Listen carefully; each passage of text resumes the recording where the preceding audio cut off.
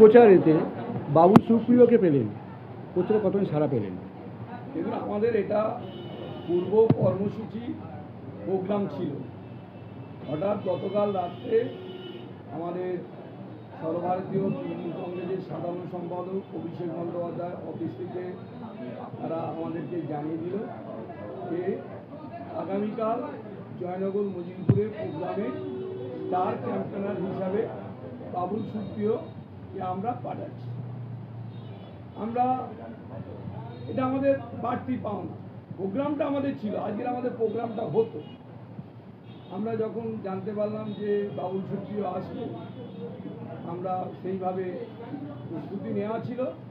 শুধু আমরা বাড়তি গাড়িটা করেছি, এছাড়া আমাদের যা প্রস্তুতি, র্যালির প্রস্তুতি, সেই র্যালির প্রস্তুতি ছিল, শুধু বাড়তি আমরা গাড়িটা করেছি। আজকে জয়নগর মজিলপুর পৌরসভার ইতিহাসে এটা একটা বিরল ঘটনা।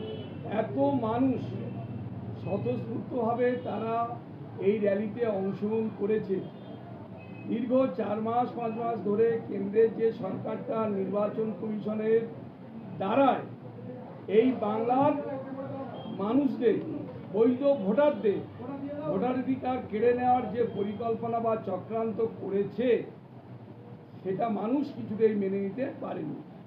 আমার জয়নগর বিধানসভায় যেখানে আমরা র্যালি করছি, স্বতঃস্ফূর্ত মানুষ কিন্তু রাস্তায় নেমে প্রতিবাদ করছে।